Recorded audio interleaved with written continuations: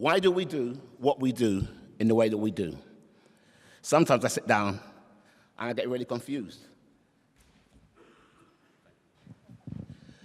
Because sometimes I think, in the drug and alcohol field, I've been in it for 28 years, and some of the things we do are exactly the same as what we've done 28 years ago. It hasn't changed. There's a story. There was a little girl, and she said to her mum, she said, "Mum, why do you cut the head and the tail of the fish before you cook it?" She said, "I don't know. My mum did it." She goes to her nan. She says, "Nanny, why did you teach Mum to cut the head and the tail of the fish before you cooked it?" She says, "I don't know. My mum done it." So she went to her great nan and said, "Great nan, why did you teach Nanny to teach Mummy to cut the head and the tail of the fish before you cooked it?" She says, "Well, I don't know about you. I don't know about them, but when I was growing up, the frying pans were so small, you had to do it. I don't know why they're doing it now." But the moral of that story is, we do things now, and we forget why we've done it in the beginning. And maybe we don't need to be doing it anymore. When I got asked to do this talk, some commissioners asked me to set up a peer mentor service in London. So I've set up quite a few. And the first thing I said to him is, why do you call them recovery champions? And he said, "Oh, because it's all about recovery." I said, "Yeah, but why do you call them recovery champions?" He said, "Because we've always done it." Goes back to the fish story, doesn't it? He said, "Because we've always done it." I said, "But it doesn't make sense. It absolutely doesn't make sense." So I said, "Why don't we call them discovery champions?" Because there's got to be a place where people go into recovery, and there's got to be a tunnel that leads into the world of discovery. So what these peer mentors were doing, I was telling him, was they were going to support the client in the world of discovery. This afternoon I'll go more into it about what is discovery and what is recovery. But I really believe this. I believe that at times, a lot of our clients relapse because they stay in recovery longer than they need to be. At some point, you've got to go into discovery and start to use the resources and the potential that the peer mentor or the service user has always had, but didn't use. What's this? Addiction is defined as a chronic relapsing disorder. With definitions such as this being given to clients, we are creating a self-fulfilling prophecy. I hate this. I hate this definition so much. And the reason why I hate it is because what I believe is society and the systems we work in expect clients to relapse. They use language like it's a relapsing process. Yeah, it happens at times, but we don't give this to clients. I was speaking to somebody over here, and they were talking about in rehabs. And in rehabs, one of the first things they tell people when they go to a rehab is, "Only 2 of you will make it." So you look around the room, there's about 18 of you in there, and you think, "Whoa, it's going to be a bit of a chance that I'm going to make it." Can you turn this, please? I couldn't find a bottle, because I wanted to find a bottle, so I'm going to use my vape. Could addiction be this? Could addiction be this? Somebody they discover either alcohol, crack, or heroin. They discover it. It's a discovery. It's profound. It's massive. It's so big, it's massive. Because we sit down and we have long conversations about why people take drugs or alcohol. The reason why they take it is because it's nice. It's very nice. It's very enjoyable. You never see an unhappy man walking to the off license, but you see an unhappy man walking back when it's closed. They meet this bottle of vodka, and they say, "Hello, bottle of vodka." They discovered it. And they say, "I really like you." And the bottle says back, "And I like you too." It's like a ventriloquist. "And I like you too." And what they say is, "I want to have a relationship with you." And the bottle says, "I'd like it too." And what he says is, "But it can't be serious because I've got a family, I've got children, I've got a job. I can't jeopardize that. So I'm going to see you every Friday." Every Friday. What we call it, isn't it? We call it a social drinker. A social drinker. 10 years later, the bottle calls them back and says, "Hold on a minute here. We have to renegotiate this because I really like you now." And the client says, "And I really like you too. I want to see you every day. I want to go sleep with you. I want to wake up in the morning with you. And then what the bottle says back? But you know you do that, the rules are going to have to change. You're going to have to keep our relationship secret from the outside world. There's certain things about our relationship we have to keep behind closed doors. Because otherwise, people will try to split us up. When people go into treatment, the reason why people go into treatment is simply because this relationship is starting to become unhealthy. It's starting to become unhealthy. It's not usually some of the reasons what we're giving, what we actually give or what we write about. Yeah? Could you flick it, please?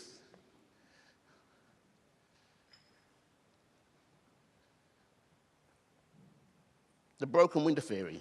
Who's heard of it? You want to say a little bit about it?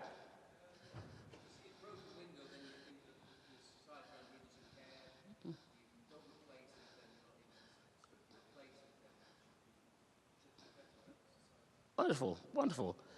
The broken window theory is a very interesting theory. And it's a theory that a lot of people adhere to, but they don't know. They don't know.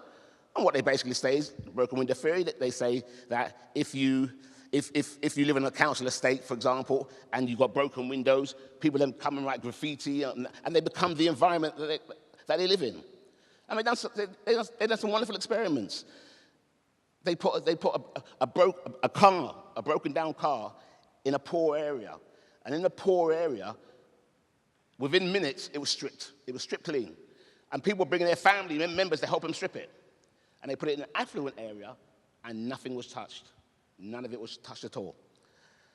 The conclusion of that is sometimes around the drug and alcohol theory, sometimes around drugs and alcohol, some of the interventions are based around the broken window theory without us even knowing it.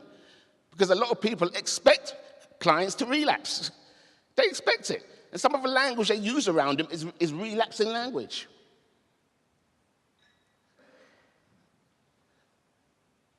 Peer mentors are not the expert, and nor drug workers.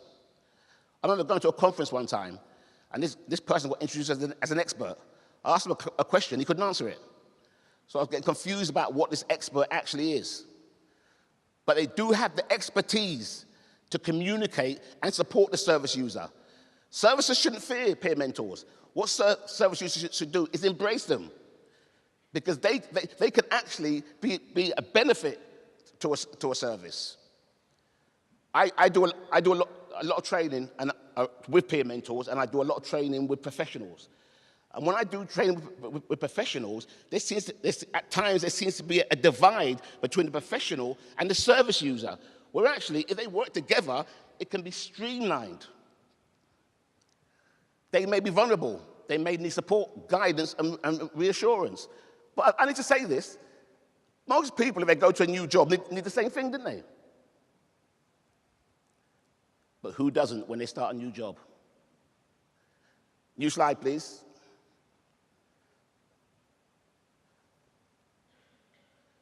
In London, or in England, I'm going to say this, there is some bad practice going around peer mentors. Sometimes peer mentors are left to fend for themselves. There's some brilliant projects going. But because I travel all over London, I see some wonderful projects, and I see some projects where they've been exploited. And I find it really, really, really sad. But all peer mentors should be given training, and it should be experiential and accredited. Accredited training is good.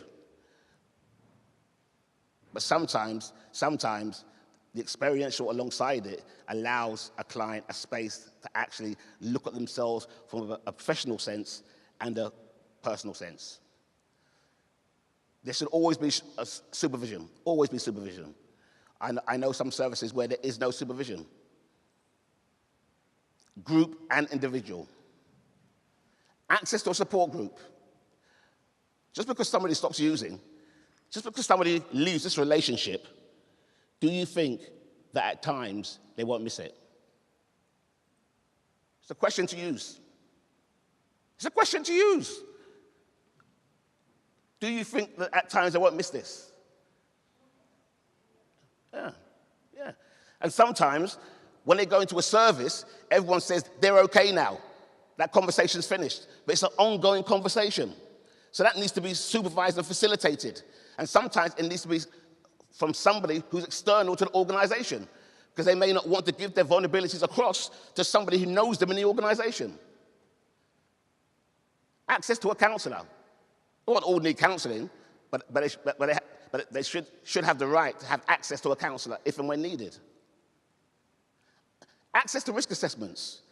And I don't mean risk assessment around the peer mentor. I mean risk assessment around when they're going into work with a client, they should have access to the risk assessment so they're not putting themselves in any danger.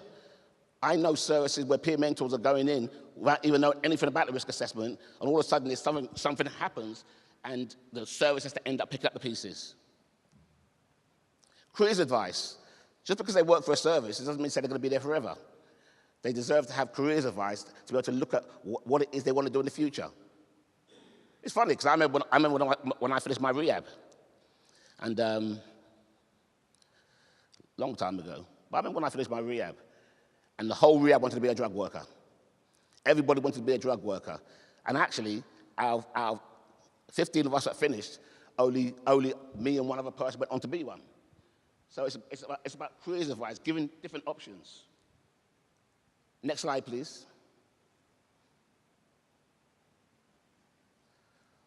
Unfortunately, peer mentors may not often experience this level of support. Instead, they might find that due to funding cuts, they are asked to do a paid worker's job, and that's not right. The training available is inadequate, rare, and infrequent.